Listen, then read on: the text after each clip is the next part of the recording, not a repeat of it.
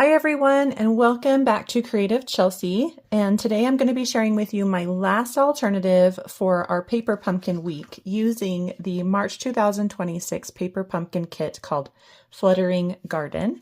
The kit created 9 cards, 3 in these original cards, and then of course coordinating envelopes. And if you want to watch me unbox this kit or see any of my past 8 alternatives, there's a total of 9. You can click on my playlist up here in the top right corner.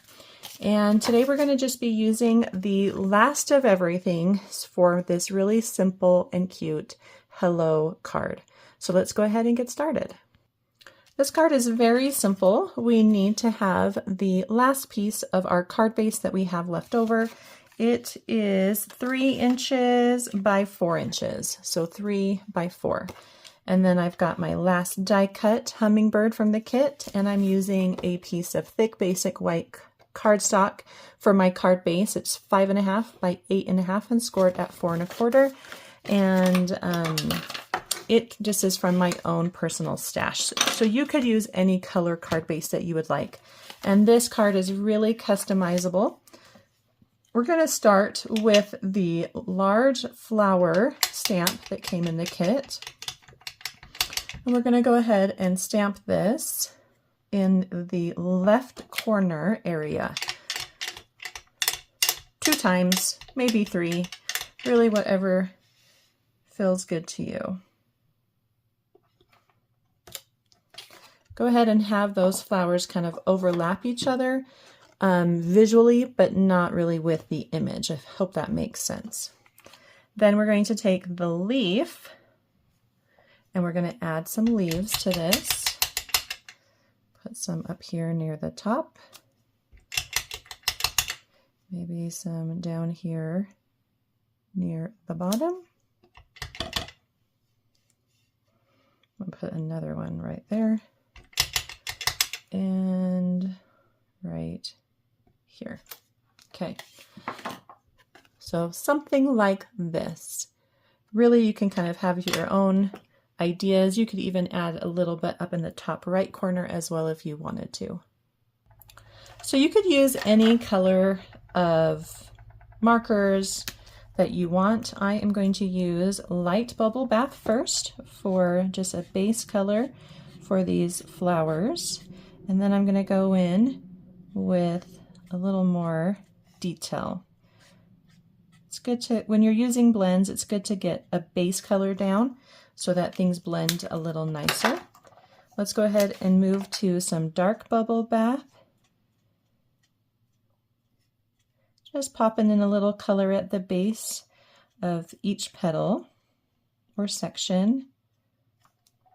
And then if you want to really give it a punch, you could use some light berry burst and just add a little dab of color at the very base of each of these sections.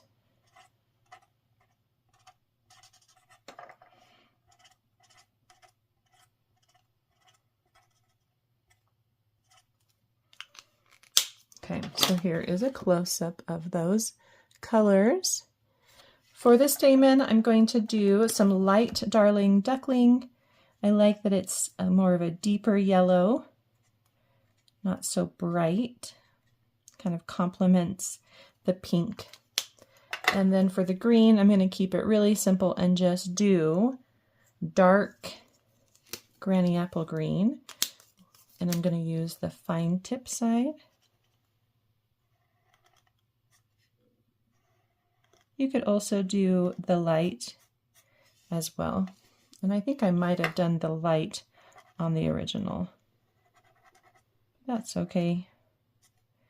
The dark is nice and bold and really helps the lighter pink kind of stand out, gives it some good contrast, which is something I'm always looking for in my cards, even if it's very small.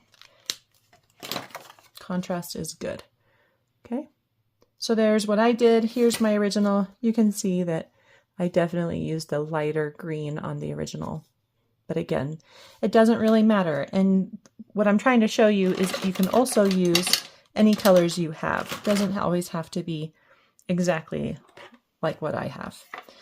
You can stamp any greeting here at the top. I'm going to use the hello that came in the kit. And don't do it too close to the top. You want to bring it down closer to your stamped images so that it feels connected to them. And then you can add your hummingbird. And I'm just going to place it so that it looks like it's hovering above the flower here. And if it goes off of that rectangle, that's okay. Then we're going to pop this into the center of our card base. If you wanted to add some stamping on the card base, you can. Just keep it really light so that it doesn't distract from this simple design here. You could also emboss. If you have a Stampin' Cut and Emboss machine with an embossing folder that you like, you could do another layer of any color and emboss it to give a little more texture to the back. That would be beautiful as well. And then the last thing would be to add some embellishments. And we have these beautiful glitter dots from the kit. So I'm just going to pop 3 on here, and then our card is all done. Well, I hope you enjoyed watching me create this quick and simple alternative card. And if you are interested in getting your own Paper Pumpkin subscription, please subscribe using the link in the description below. If you would like to see written instructions or close-up images on how I created this card, you can visit my blog, creativechelsea.com. Thanks so much for watching. Have a creative day. Bye.